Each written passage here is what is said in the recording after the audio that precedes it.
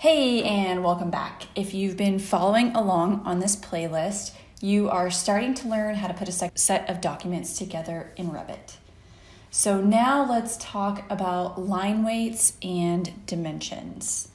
If you haven't yet, hit subscribe to my channel. It will help others find me and help me out. So first up, let's talk about line weights. The line weights are driven by visibility graphics in the particular view. Visibility graphics is view specific, so if you change it in a certain view, it will only change it in this one view that you're changing it in.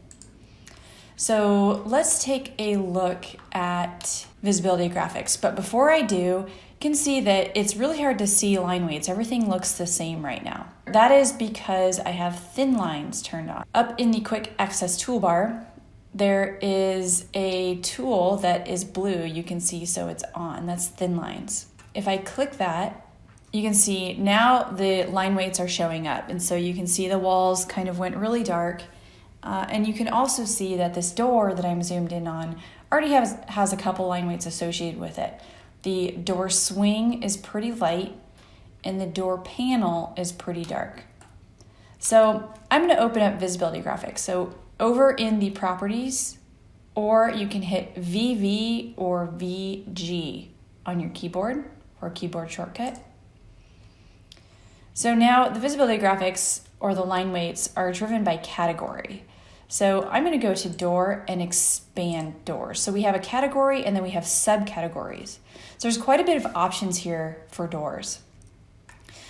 We also have projection and we have cut patterns. So projection means, and this is all driven by your view range. So projection is if you're not cutting through it and you're looking at it. So kind of a surface pattern. And a cut line or cut pattern is if you are cutting through the element, what it's going to look like. So let's try and change the plan swing to red so you can see it. And I know this is going to be a projection surface because this is kind of a 2D element within the family. So let's change it to red. And I'll hit OK. And now you can see that that's changed to red. So that's how everything works. If you go to the main category and change it and it won't work, try a subcategory and change it to what you need it to look like. So now let's look at the walls. If I turn my thin lines on, you can see that my walls have a couple layers on them. But now if it were to print, it would be kind of a super thick line and you wouldn't be able to see that I have multiple layers on this wall. So let's go to visibility graphics and I'm going to hit W on my keyboard. It'll go to walls and expand the subcategories. We don't have a lot of options here. 3 options. So common edges, maybe that can make a difference. Let's change that to 1 and I'll just hit apply. You can see that if you were watching the wall, you could see that made a very slight difference, but not exactly what we're looking for. So I'm going to actually clear that override. There is another setting for walls down at the bottom of this visibility graphics, and it's override host layers. And I'm going to select cut line styles and hit edit. So now you can see these are the layers of the wall assembly. And so if I were to change finishes to 1, let's say substrate to 1, and I know I don't have a thermal air layer, but if I did, I would want to change that to 1 as well. And click OK and OK. Now you can really see, okay, now that's looking a lot better. Now I can see the actual layer of the wall. So now you know how to change the layers and the visibility graphics of your walls and your model elements that are in your drawing to make it look how you want it to look. Now let's talk about dimensioning. So under the Annotate tab over on the left, we have a dimension panel. And so some of these are going to be self-explanatory. So I'm going to choose the align dimension and go over the settings, the nuances of this dimension, and they kind of apply to everything else. So you'll have a pretty good idea after going over this one. So keyboard shortcut is DI, or you can select Aligned. So before we get started, let's take a look at the options bar. So the first thing on the options bar is where you want the dimension to start by default. And this will help you out choosing the right spot, but it doesn't have to be this location. You can start it on a different location. So I'm going to say faces of core. And then we have individual reference or entire wall. By default, it's normally set to individual reference or whatever you used last.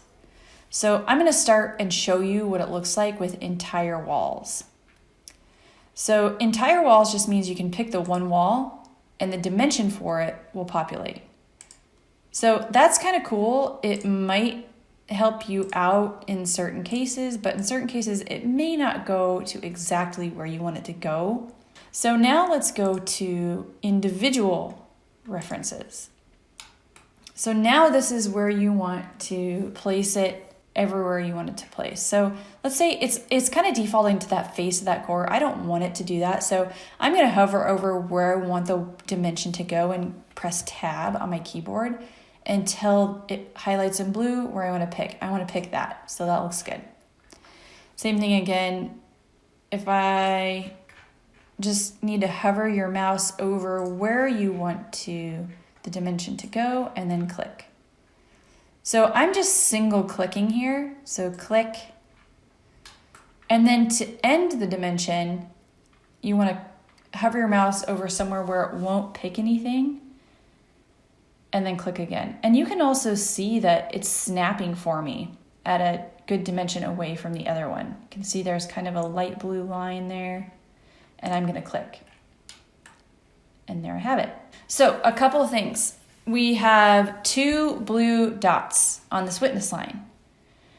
And the middle one enables you to move witness line. So you can hover over the blue dot, click and hold, and then you can move your mouse and hover over where you want the dimension to go. And that moves it.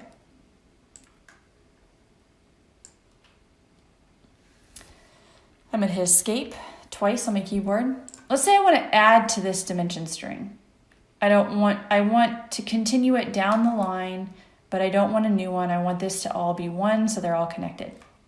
So you click on the dimension, click Edit Witness Line, or EW, and then you continue going. Again, click, click, and then click somewhere to finish it. If I double click on the actual dimension, the number of the dimension, dialog box comes up. So you can add text fields above, before, after, or below it, and you can replace with text also if you wanted to get rid of the dimension. So let's just use the actual value and say, I'm just going to put an example, say max below it. And that max is showing up now. So there's another blue dot right under the dimension and it says drag text. So this means you can move it and a leader will automatically populate. If you didn't want that leader but you wanted to move the text, over in the properties palette, you can uncheck leader. So all of these settings for the tick marks and the leader style, line weights, if you wanted arrows instead of these ticks right here, all those settings are an edit type. So there's a lot of settings to go under. I'm not going to go over them today, but I advise you to go through them and kind of play around with them and see which one will work best for you. I hope you enjoyed today's lesson. I'd love to hear from you. Like this video if you learned something and be sure to subscribe to my channel. I will see you in the next lesson.